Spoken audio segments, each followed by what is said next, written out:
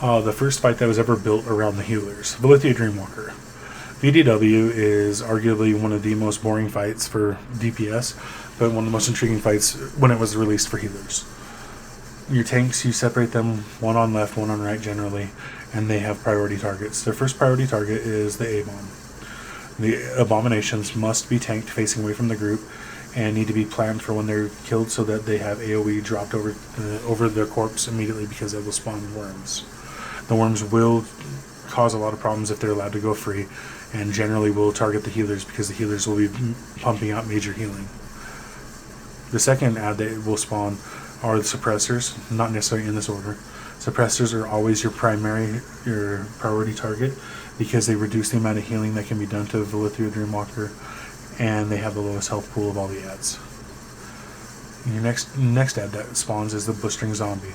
This one's generally kite tanked by a hunter and should be nuked down by the ranged, but not when it's within 10 yards of any player, because when it explodes it does corrosive armor and it does damage to you and puts a dot on you as well.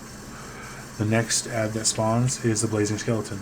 This target is the second highest priority to the suppressors. This ad will do a raid-wide AoE that can be interrupted. The best way to interrupt it, though, is with a Death Knight Death Grip. It's one you can bring it closer to the rest of the raid so more people can attack it. And second, because other ones have much longer cooldowns, such as Hodge and other stuns. Rogues are really good on these ads as well because they can stun lock them.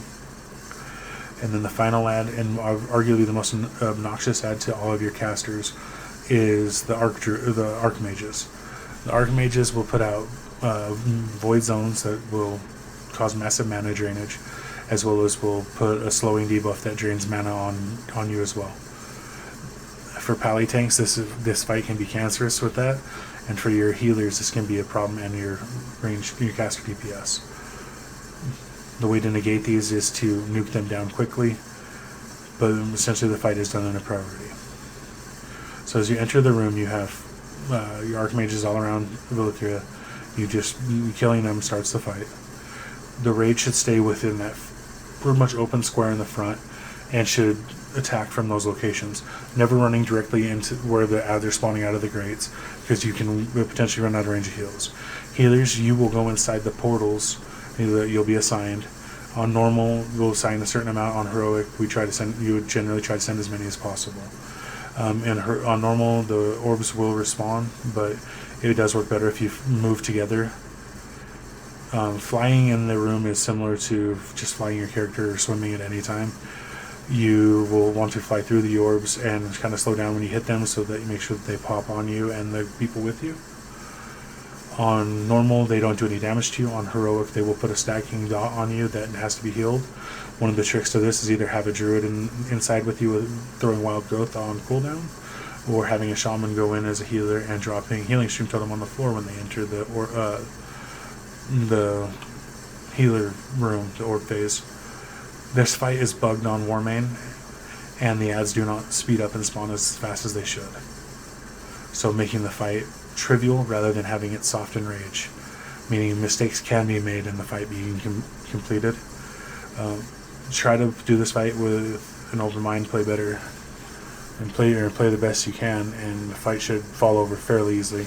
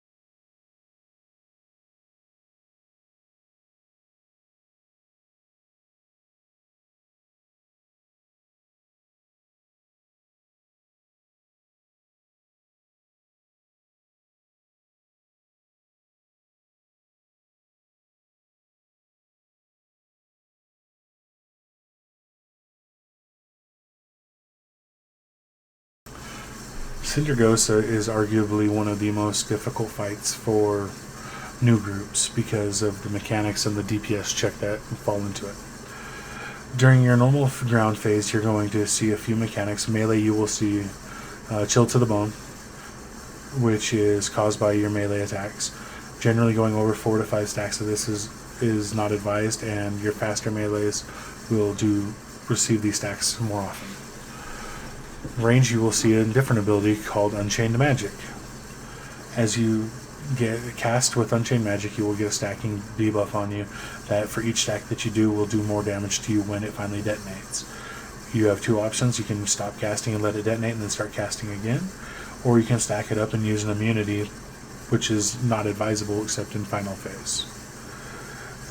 After she does these 2 abilities, she has one other major raid ability where she does what's called Blistering Cold. She pulls everyone into the middle of the room under her, and you have to run away and get at least 30 yards away from her so that you don't take raid killing damage. Now this cast can be slowed by a warlock putting Curse of Tongues on her so that people can get away quickly. Once the AoE animation goes off, you go right back to DPSing the boss. If you're melee range, you should already be DPSing her. She will, at different timed intervals, will then go into an air phase. Ideally, any class has a dot. You need to refresh dots as she's trying to fly away to do damage to her in the air phase. She will target 5 different raid members with a floppy arrow on top of their head, and DBM will put markers on you, and those 5 people will be encased in ice. Now, if you're within 10 yards of one of those players, you too will be encased in ice. The typical strategy on Ice Crown is to have them stack 2, 1, 2. So 2 on the left, 1 in the middle, 2 on the right. Now, I don't know if the damage being put out on Frostmourne will allow us to do the 2-1-2 strat, but ideally this is perfect. Then, during this phase, you will see her do frost bolts that go towards the ground to make a big white swirly. You have to look for them, and you have to LOS those bolts with the ice tombs while DPSing them down. Do not kill the tombs before the 4th bolt, or you will kill your raid member. On normal, it is survivable. However, on heroic, is a guaranteed death. The second ground phase is the real push phase. It's still going to have the same mechanics, but you want to push her as far as you can, get her as close to transition phase or transition percentage as possible. With the increased health pool on Frostmourne, it may not be possible to do in two ground phases and may require 3. But if it does go another full ground to air phase and then back to a ground phase, it's just rinse and repeat from the previous mechanics. Once she hits sub 35%, which you can cheese by letting her transition at about 36% and then refreshing dots and having her rejoin the fight after an air phase at sub 35%, so you're a little bit ahead. She will no longer fly up, and it changes the mechanics. She does an ability, a stacking debuff called Mystic Buffet, or Mystic Buffet, I don't really care how you want to pronounce it. And she will now ice tomb people on timed intervals. Some of the strategies have you put the first one at the tail and the second one at the head. Some will have you put them right in front of her, between her or right on her side between her front and back leg that the melee you're standing at. Traditionally, on a progression, that's one of the most common ways, because your melee can attack the boss and still be LOS, never getting stacks. During this phase, until we have our tanks having the gear necessary, this will generally be a 2-tank fight where you have to swap your tanks. So your tanks will swap at timed intervals, and that will be the raid will be told when to DPS the tombs and when not to DPS the tombs, so that we can make sure that people clear their debuffs. This will be a rinse and repeat fight from the final phase, where it's ice block, drop your debuff, kill the ice block, DPS the boss, new ice block, clear debuffs, DPS the ice block, DPS the boss, new ice block, and rinse and repeat. So it requires a lot of heads up at paying attention and knowing where to be placed. I would suggest using markers or smoke flares for locations during this. Assuming we do that, we will move on to the final boss.